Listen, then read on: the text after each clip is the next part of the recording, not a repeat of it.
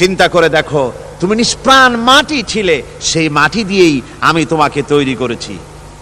আবার আল্লাহ পাক মানুষকে আরো বুঝান, কিয়ামত আছে, পরকাল হবে, আল্লাহর দরবারে উঠতে হবে। আলাম ইয়াকুনু ফাতাম মিন মানিজ্জিয়ুমনা, তুমি কি মাতৃগর্ভে নিক্ষিপ্ত এক ফোঁটা পানি ছিলে না? সুম্মা কানা আলাকাতান ফাখালাকা ফাসাওয়া, এরপরে তোমাকে মাংসপিণ্ডে, জমাট রক্তে মাংসপিণ্ডে পরিণত করা হলো, এরপরে তোমাকে সুন্দর করে তোমাকে সুগঠিত করা হলো। ফাজআলা মিনহু যাওজাইনি যাকারা ওয়াল উনসা, এরপরে মাতৃগর্ভের ভিতরে আমি এটাকে পুরুষ বানালাম, কন্যা সন্তান অথবা পুত্র সন্তানে পরিণত করলাম।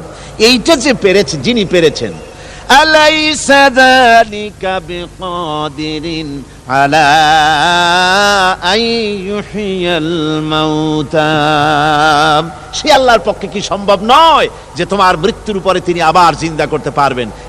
কি বলেন সম্ভব না? তিনি পারবেন না? নিশ্চয়ই তিনি আবার কিয়ামতের মাঠে আমাদেরকে হাজির করতে পারবেন, এতে কোনো সন্দেহ নাই। আল্লাহ পাক সেই জন্য এখানে বলতেছেন যে ওরা বাল কাযযাবু বিসাম, ওরা আসলেই পরকালকে অস্বীকার করেছে। আপনি যে নবী, এতে কোনো সন্দেহ নাই। আপনি খানা খান, আপনি বাজারে যান, এটাই মূল আপত্তির বিষয় না। মূল কথা হলো তারা পরকালকে অস্বীকার করেছে। আল্লাহ পাক বলেন ওয়া আন্নাস সাআতা আতিয়াতুন লা রাইবা ফিহা, অবশ্যই সে সময় আসবে, সে কিয়ামত আসবেই, এতে কোনো সন্দেহ নাই।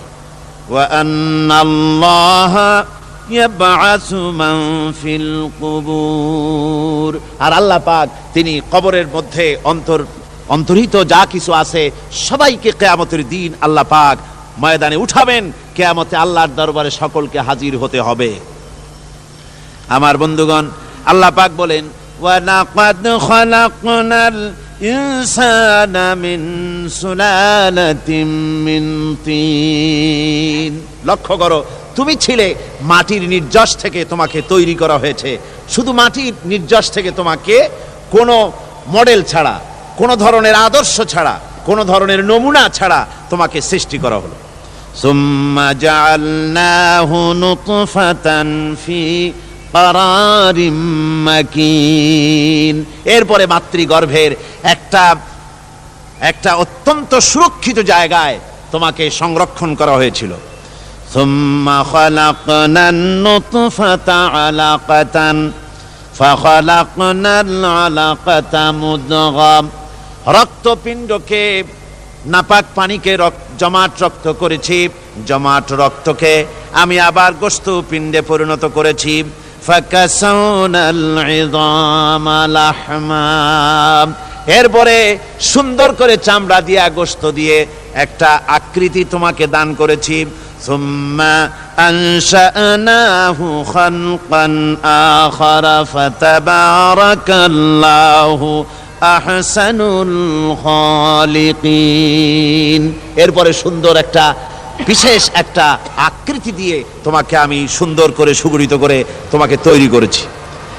সুম্মা ইন্নাকুম বাদা যালিকা লামাইয়িতুন, এরপরে আমি আল্লাহ রাব্বুল আলামিন তোমাকে মৃত্যু দেব, অবশ্যই তোমাকে মৃত্যুবরণ করতে হবে।